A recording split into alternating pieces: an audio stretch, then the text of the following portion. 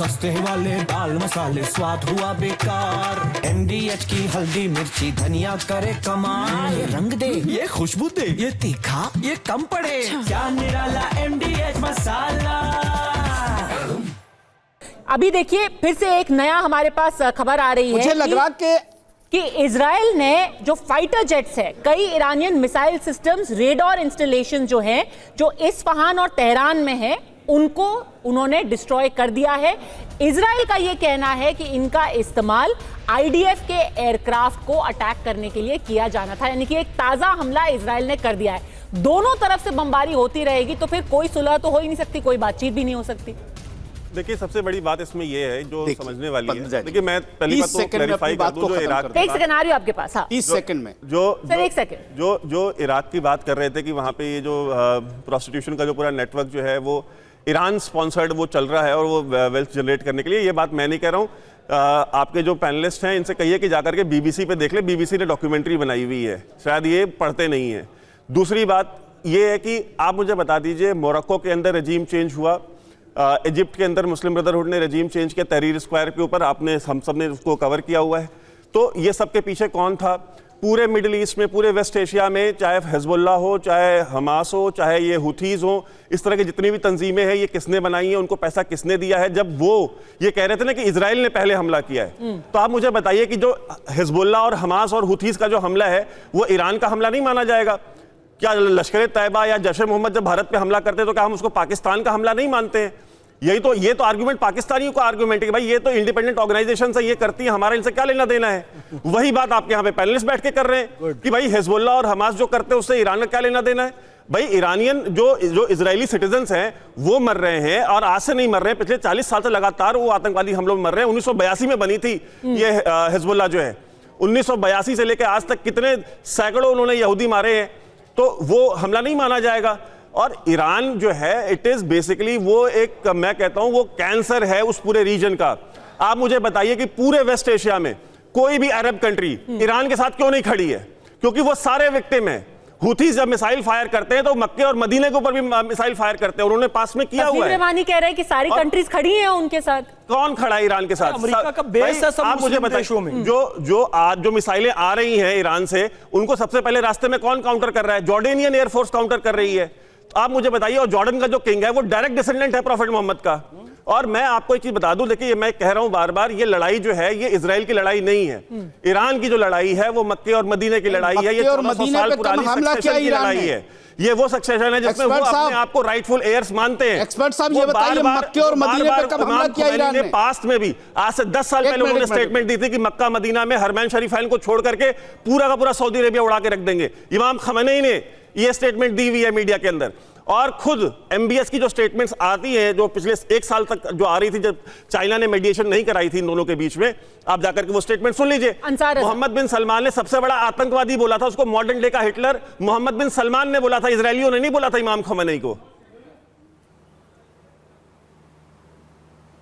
एक मिनट देखिए, अभी आपने एक बात कही है कि ईरान ने मक्का मदीना पे हमला किया है, वो आप बता सकते हैं मुझे कब किया था इसने? क्या मक्का में मिसाइलें लॉन्च नहीं हुई थी? क्या आप डेट बता सकते हैं? मिसाइल लॉन्च नहीं हुई थी? मैं क्या कह रहा हूं आपसे, देखो फालतू की बहस नहीं। आपने ये कहा कि ईरान ने मक्का मदीना पे हमला किया, मिसाइल वो जगह बताइए या नहीं मारी? छोड़ दीजिए, वो काबा शरीफ समझ रहे ना आप, क्लियर करो उसको। आप ये बताइए कब हमला किया था? काबा की बात नहीं कर रहा हूं। झूठ फैलाने चले आते हो भाई आप लोग टीवी पे। मक्का शहर की बात, आप मक्का मदीना की बात कर रहे हो भाई? या नहीं गिरी? अंसार राजा, कहां मक्का शहर में हमला हुआ? कहां बताओ? आप इनको कहां गिरा? आप इनको गूगल यूज कब गिरा? दिखा दीजिए, गूगल कर लीजिए। फैज खान साहब, अरे गूगल छोड़ो ना यार। नहीं देखिए, मैं तो बताइए फैज साहब, अरे अंसार कब हमला किया था? ठीक है, 1979 मक्का शरीफ में एक व्यक्ति ने मैं तो इमाम मेहदी हूं बोल के उस पे कब्जा कर चुका है पूरा, और सऊदी अरब की फोर्सेस कम पड़ गई थी, फ्रांस से। अरे आप हमले की बात करो, कब्जे की बात मत करो भाई। और उसको खत्म करना पड़ा था। बहुत दिन तक उन्होंने काबा को भी अपने कब्जे में रखा हुआ था। थोड़ा सा हिस्टोरी, हम बिल्कुल भी इस बात का समर्थन नहीं करते हैं कि कोई काबा में घुस जाए, उस पर अटैक कर ले, लेकिन ये हुआ था, हिस्टोरिकल फैक्ट है। 1979 की बात बताओ, और फ्रेंच सेना को बुलाना पड़ा था वहां पर। जबकि वहां पर केवल कलमा पढ़ने वाले ही आ सकते हैं। ये एक हिस्टोरिकल फैक्ट है, इसको समझिए। मैं ये सब बातें टीवी में नहीं बोलना चाहता हूं, आप खामखा मेरे मुंह से निकलवाते हैं। तो मेरा पक्ष केवल इतना है कि पूरे विश्व में शांति होनी चाहिए। भारत शांति का पैरोकार है। हम ये भावना लाते हैं कि सर्वे भवन्तु सुखिनः, सर्वे सन्तु निरामयः, सर्वे भद्राणि पश्यन्तु मा कश्चित् दुख भाग भवेत्। और भारत विश्व गुरु बनकर आगे उभरेगा, क्योंकि भारत के संबंध ईरान से भी बहुत अच्छे हैं। और इजराइल को तो भारत ने स्वतंत्र कराया है। मैं आपको बताऊं, 1918 में हाइफा में मेजर दलपत सिंह शेखावत गए थे, ऑटोमन साम्राज्य से उसे स्वतंत्र कराया। और हर साल इजराइल यहां पर आता है, हाइफा चौक में, तीन मूर्ति चौक में मेजर दलपत सिंह शेखावत को प्रणाम करता है। पूरी दुनिया में इजराइलियों के, यहूदियों के साथ अत्याचार हुआ, वो आज भी कहते हैं कि हम सुरक्षित कहीं थे तो भारत में थे। इसलिए यहूदी भी हमारे बहुत अच्छे मित्र हैं। और तमाम आप लोग जो व्हाट्सएप, इंस्टाग्राम, फेसबुक चलाते हैं और इनके खिलाफ लिखते रहते हैं, वो सब उन्हीं का बनाया हुआ है। मार्क जुकरबर्ग वो भी एक यहूदी हैं।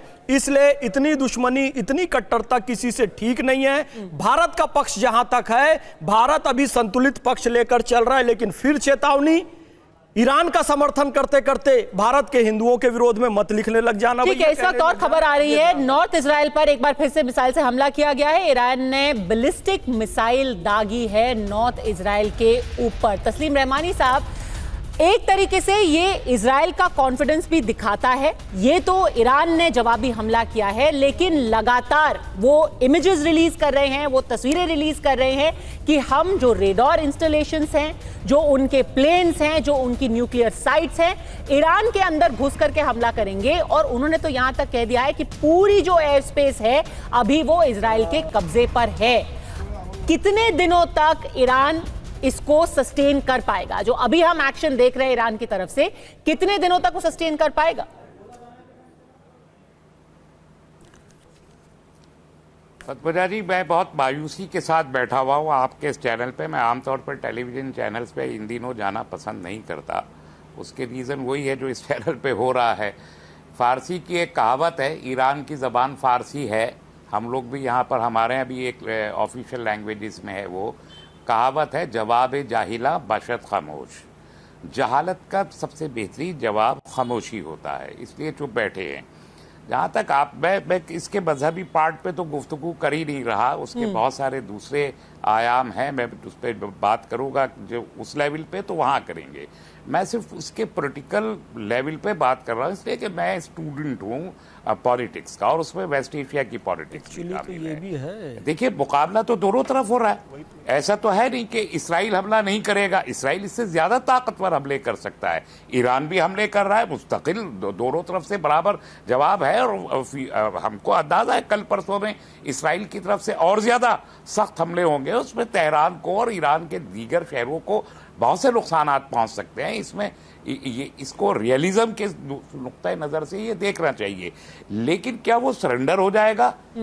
ये तारीख बताती है कि वो सरेंडर नहीं होगा। कितने दिनों तक लड़ पाएगा वो? अगर लगातार उनको बॉम्ब किया जाएगा, कितने दिनों तक लड़ पाएगा? गजा सरेंडर हो गया? क्या गजा कोलैप्स हो गया?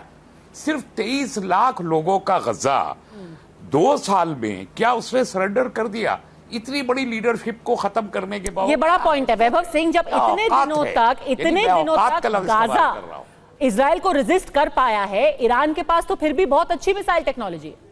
देखिए, मैं ये नहीं कह रहा हूं कि ईरान कोई कोलैप्स कर जाएगा, ईरान लड़ेगा। इवन अगर वो रजीम, वहां पे रजीम गिर भी जाती है। आपने जो क्रेमलिन की बात की, क्रेमलिन ये बात सही कह रहा है कि अगर इमाम खमेनी को अगर वो मारते हैं तो एक पेंडोरा बॉक्स खुलेगा। सही बात है, वो जो एक सेक्टेरियन वायलेंस शुरू होगा उस रीजन में, वो पूरे रीजन को खा जाएगा।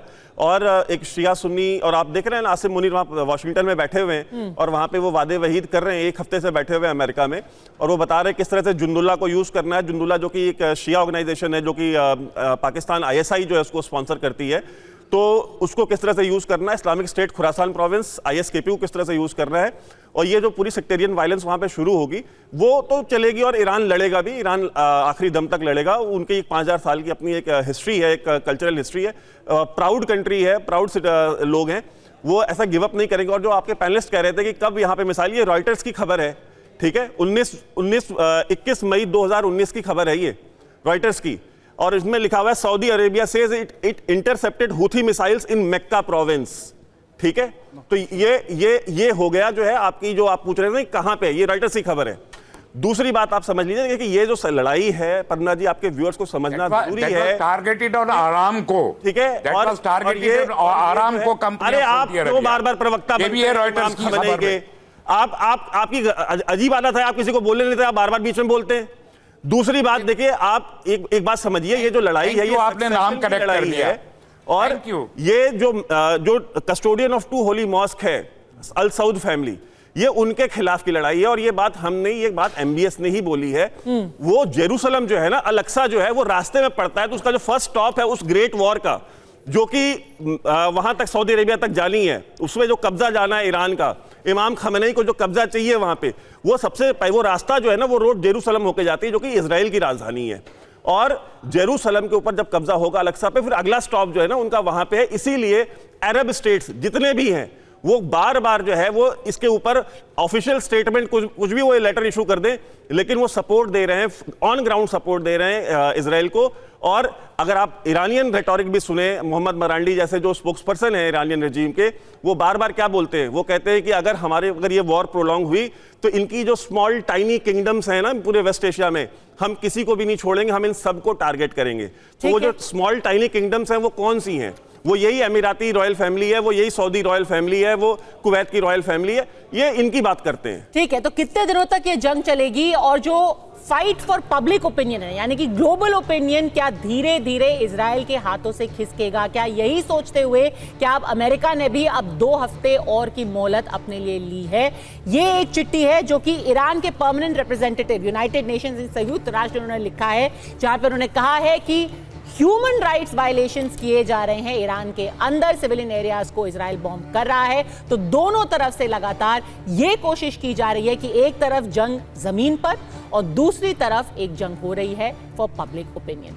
इस खबर पर लगातार हमारी नजर बनी रहेगी। फिलहाल अड़ीमम से जुड़ने के लिए आपका बहुत बहुत धन्यवाद। सस्ते वाले दाल मसाले स्वाद हुआ बेकार, MDH की हल्दी मिर्ची धनिया करे कमाल, ये रंग दे, ये खुशबू दे, ये तीखा, ये कम पड़े, क्या निराला MDH मसाला।